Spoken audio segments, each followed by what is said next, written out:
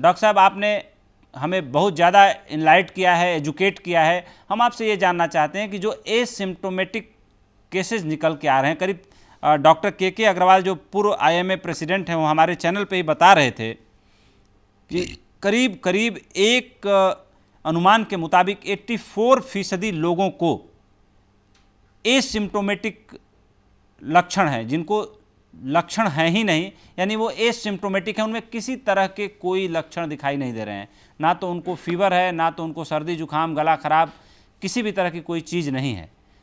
अब वो कैरियर के रूप में काम कर रहे हैं। तो ये स्थिति आप मानते हैं कि ज़्यादा खराब है और कम्युनिटी लेवल के ट्रांसमिशन को हम लोग अभी तक तो बचा लाए, लेकिन कहीं ऐसा ना हो कि फ्यूचर में, जैसा कि WHO के डायरेक्टर जनरल बोल रहे थे कि आगे आने वाले समय में और ज़्यादा खतरा बढ़ सकता है। इस पर ज़रा हमें एजुकेट करें और बताएं कि हम कहाँ खड़े हैं इस समय। हाँ, थैंक यू उपेंद्र जी। मैं बताता हूँ इसके बारे में। अगर आप पिरामिड देखो तो पिरामिड के ऊपर आता है 1 to 3% depending upon global figures जो डेथ हुई हैं कोरोना वायरस की वजह से। उसके नीचे आता है करीब 3 to 5% जो सीवियर केसेस मानते हैं, जिनमें सीवियर निमोनिया या ऑर्गन फेलियर हुआ हो। उसके नीचे आते हैं करीब 15 to 20% पेशेंट जिनको माइल्ड इलनेस है, जिसको नॉर्मल कोरोना वायरस के हम सिम्टम कहते हैं, खांसी, जुकाम, बुखार, सांस फूलना। और पिरामिड के नीचे वाला हिस्सा जो सबसे बड़ा वाला हिस्सा है, इसका हम अनुमान नहीं कर सकते एग्जैक्टली क्योंकि इसके लिए हमको टेस्टिंग चाहिए। ये करीब 70 to 80% पेशेंट हैं जो एसिम्प्टोमेटिक हैं। अब आप सोचिए, मैंने कोरोना वायरस के पेशेंट के टच में आया मैं, लेकिन मेरे को कोई सिम्टम नहीं है। तो जब तक मैं टेस्टिंग नहीं कराऊंगा या कोई मेरी टेस्ट नहीं करेगा तो हमको पता नहीं चलेगा कि मैं कोरोना वायरस पॉजिटिव हूं कि नहीं। और ये टेस्टिंग, अगर मैं आपको टेस्ट के बारे में भी आज इतनी चर्चा चल रही थी, टेस्टिंग के बारे में भी अगर हम क्लियर कर दें तो ये 2 टाइप के टेस्ट हैं।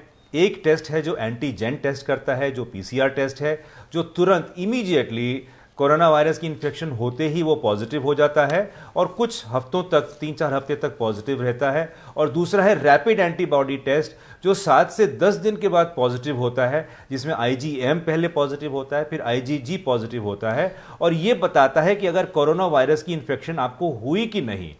एसिम्प्टोमेटिक कैरियर्स के लिए ये वाला टेस्ट कराना जरूरी है क्योंकि हमको सर्वेलेंस में पता चलता है। जो कॉन्टैक्ट ट्रेसिंग की हम बात करते हैं, डॉक्टर साहब एक बड़ा सीधा सवाल पैदा हो रहा है। डॉक्टर साहब, आपको मेरी आवाज़ आ रही है? एक बड़ा सीधा सवाल पैदा हो रहा है जो कोई भी दर्शक देख रहा होगा तो जानना चाहेगा। अब मान लीजिए कोई एसिम्प्टोमेटिक पर्सन है और उसने अपना टेस्ट नहीं कराया, तो वो कोरोना वायरस का कैरियर कब तक बना रहेगा? कब तक वो दूसरों को ट्रांसमिट कर सकता है? या कोई ऐसा वक्त आएगा जब वो एसिम्प्टोमेटिक पर्सन है, ऑटोमेटिक कोरोना वायरस उसकी बॉडी से अपना प्रभाव खत्म कर देगा या कोरोना वायरस समाप्त हो जाएगा और वो टेस्ट कराने भी जाएगा तो मान लीजिए पॉजिटिव नहीं आएगा, निगेटिव आएगा, तो उसके बॉडी में कोरोना वायरस कब तक घर बना के रह सकता है जो व्यक्ति एसिम्प्टोमेटिक है? ये जरा बताएं हमें। देखिए, इसमें अभी फिलहाल आप जानते हैं ये बीमारी इतनी नई है कि हर सवाल का एक्यूरेटली जवाब देना बड़ा मुश्किल है। लेकिन अगर हम बाकी इलनेसेस के बारे में बताएं, जैसे इंक्यूबेशन पीरियड है, इंक्यूबेशन पीरियड की आपके शरीर में वायरस आ गया लेकिन आपको सिम्टम नहीं आया, आप उस समय भी ट्रांसमिट कर सकते हो, आप इन्फेक्शियस हो। मैं जानूंगा कि इस तरह से कोरोना वायरस अगर एसिम्प्टोमेटिक पेशेंट हैं, कम से कम 4 से 6 से 8 हफ्ते तक तो कम से कम ये इन्फेक्शन ट्रांसमिट कर सकते हैं। इसमें दूसरी बात है वायरल लोड। एसिम्प्टोमेटिक पेशेंट में हम ये सोचते हैं कि वायरल लोड कम होगा, तो इसलिए अगर ये इन्फेक्शन ट्रांसमिट भी कर सकते हैं तो शायद ये लो इंटेंसिटी की इन्फेक्शन होगी। और अगर आप कम्युनिटी की बात करें तो हमको तो खुशी होनी चाहिए कि 84% एसिम्प्टोमेटिक है, मतलब कि हर्ड इम्यूनिटी बनाने के चांसेस हमको ज़्यादा आसान दिख रहे हैं कि धीरे धीरे हर्ड इम्यूनिटी बनेगी हमारी। अब आपको लगता है कि जो 21 दिनों का लॉकडाउन था, अब उसके बाद 19 दिनों का फिर लॉकडाउन है, 14 तारीख को प्रधानमंत्री ने देश को संबोधित किया था और आज हम 21 तारीख यानी कि पूरे एक हफ्ते बाद हम आज बात कर रहे हैं और 21 और 7 करीब 27-28 दिन पूरे हो गए हैं।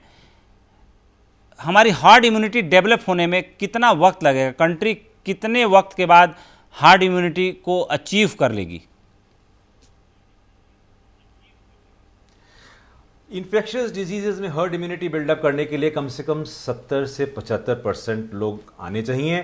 WHO के प्रेसिडेंट ने अभी कहा है कि ये डिजीज़ अभी तक खाली 2 से 3% पॉपुलेशन तक पहुंची है, इसलिए वहां तक पहुंचने में हमको बहुत ज़्यादा टाइम लगेगा। हमारी उम्मीद है कि 1 से 1.5 साल में जब वायरस का ये वैक्सीन बनेगा उससे हम लोग वैक्सीनेट होंगे और उसमें हमको फ़ायदा होगा। ये ज़्यादा एक पॉजिटिव डेवलपमेंट होगी। हर्ड इम्यूनिटी में ज़्यादा टाइम लग सकता है हमको।